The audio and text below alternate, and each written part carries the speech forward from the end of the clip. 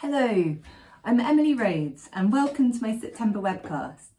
Today we're going to be talking about the first book in the autumn programme for Emily's Walking Book Club, which is this one, My Wildness by Rose Macaulay. It's a really good one.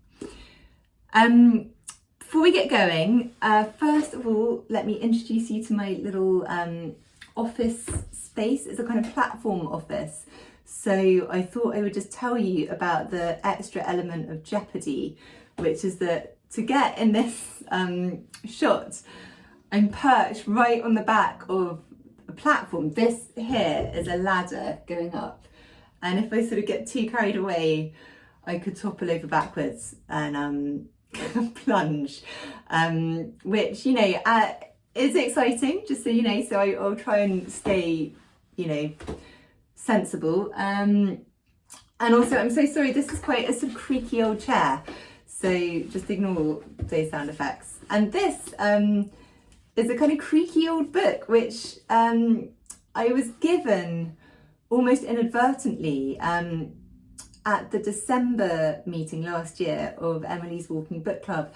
And I'm planning on redoing this year. We had a big present swap, a book swap, which was a lovely idea. Basically, everyone turned up with a book that they'd read and enjoyed, and they'd wrapped it up. We put them all in a sack, and then I gave everyone, a wrapped book. And it was so nice. It meant everybody went home with a present. Everyone went home having given a present. It was completely free, this present process, and it was also really environmentally friendly. And this was the one I ended up with. So I was so glad to have it, because Rose Macaulay has long been on my list as an author who I ought to have read.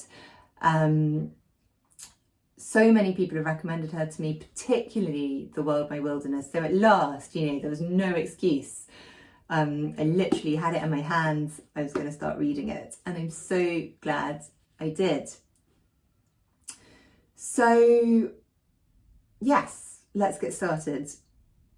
Rose Macaulay rather wonderfully said that books came to her as places, which has completely made me rethink pretty much every book I've read, not just the ones by her, well, this one. I love thinking about place as such a central thing to a book. And yeah, this is a little aside, in fact, but there is this great newish small publisher called Manderley Press who publish books that have place at their hearts as well. So yes, place is central to a book, particularly for Rose Macaulay, something to consider. And this book, well, there's one place in particular, but I think there are a few places in it that have felt really strongly and contrast with each other really well. She wrote this book, well, this book was published in 1950, and it's set immediately after the Second World War in 1946. It begins in the south of France. So actually you can almost think of it a little bit like a compass point. So you have, the south of France, where Barbary is a teenager and living with her mother. And yet this feeling that she's had this quite wild time during the Second World War, wild both in a kind of good way of the freedom of sort of catching fish and going about barefoot, wearing whatever she wants, and wildness in a more troubling way. And there are strong hints of sexual violence towards her, and I think just in general the huge destabilization of war, where the whole moral landscape has been thrown, well, it's just been sort of shattered, and we've got to come on and talk a little bit more about the moral landscape of the book. But anyway, so it begins in the south of France, where Barbary's been living with her mother. Her mother had remarried a Frenchman, Michel, who had been drowned. And we learn that he was a bit of a collaborator. You get the feeling that he wasn't wholly bad, that he also sheltered the Allies and things, but that he was a kind of shrewd businessman and, you know, wanted to get by collaborating with the Nazis. So it's quite a thing to drop in to the beginning of the book, actually, that initially one of the characters who we were supposed to sort of sympathise with, or at least understand, is a collaborator. Anyway, it begins there. Then Barbary is sent to go and live with her father in London, and she hasn't seen him for 7 years, and he is a QC, a barrister, very kind of morally upright, rule-abiding, law-abiding man. He's got a new wife, Pamela, who's all kind of tweeds and sports and boarding school, and has one baby who she's rather obsessed with and is pregnant with another. And just, you know, her and Barbary do not understand one another at all. So Barbary comes to London, to West London, to Chelsea, the Chelsea Embankment, to this rather strict house. So she's always in trouble for coming in late to dinner and dressing wrong and all that kind of stuff. And then there is the north, which is Scotland, where they go on holiday for a bit, where again, it kind of is wild in a way, but in quite an organised, you know, there's a lot of organised games of sort of shooting and fishing and the rest of it. And even there's a moment, I think it's Pamela who says to Barbary, you know, I don't suppose you've ever been shooting. And Barbary doesn't say, but thinks, oh, you know, little do you know about the Nazis I've been shooting, you know, rather than the pheasants. So it's a completely different world. But then Barbary does not get on very well there either. But then, so we've covered the south of France, we've got the north of Scotland, and then we've got the west of West London. I think are the main sort of compass points, except for the east. And this is Barbary's spiritual home, which is the wilderness of the bombed city of London. All the wrecked, destroyed streets around St Paul's Cathedral, which are now, which in the now of the book are filled with wildflowers. And it's an extraordinary portrait of a place, and I'll read a bit out in a moment so you get a feeling of it.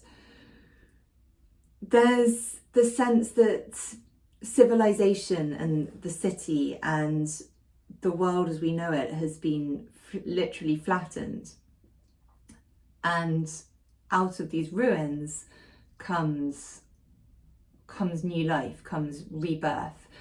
And I think it's a very complicated array of feelings that this creates. You know, sure, there's a real hope in that rebirth and in looking at the future, but there's also almost a feeling of dystopia. You know, this is life after the end of civilization. This is after the worst has happened, you know, after the city of London's been destroyed. You know, what can happen next, and what is that future going to look like?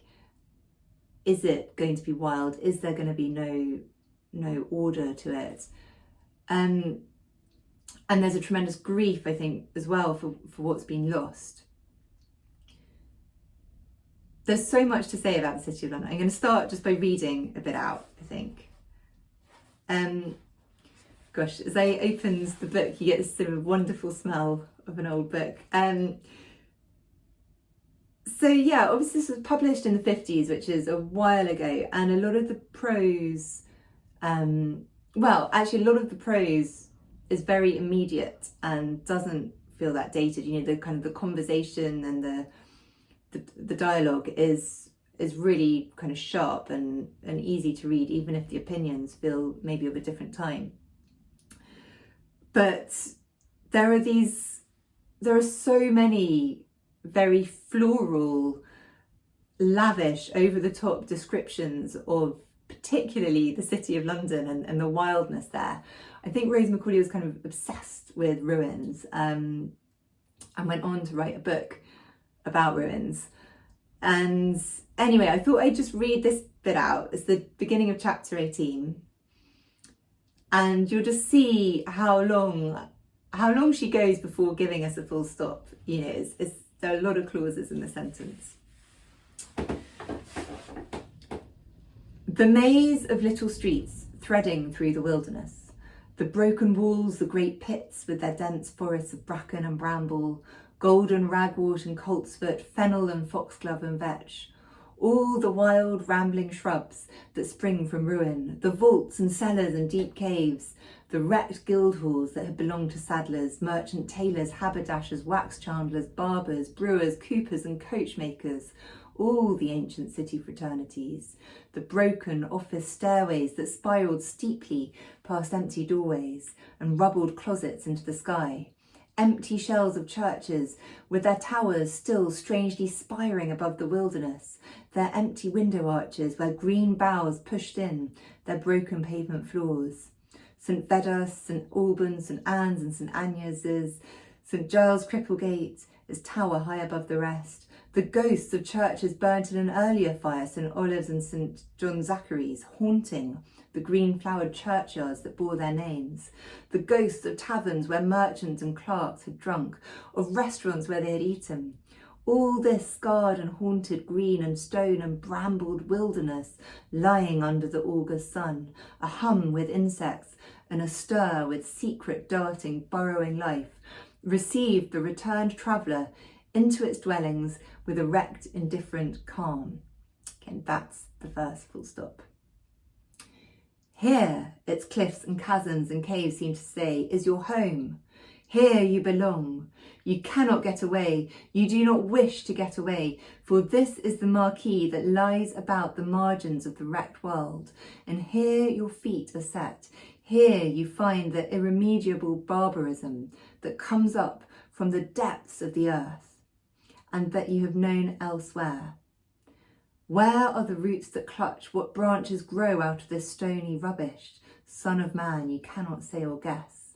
And that, by the way, is a quotation from The Wasteland. But you can say, you can guess that it is you yourself, your own roots that clutch the stony rubbish, the branches of your own being that grow from it and from nowhere else. So yeah, I mean, there's so much there. All these wildflowers and things. I actually had to look quite a lot of them up so I could really visualise them clearly. The list of churches, and elsewhere she kind of mentions the particular streets so that you can, and I encourage you to do so, not only look it up on a map where Barbary used to sort of roam and make her home and paint, but you could walk those paths yourself. Although you'll see a very different City of London today. You also get this feeling of history, you know, the ghosts of taverns where merchants and clerks had drunk.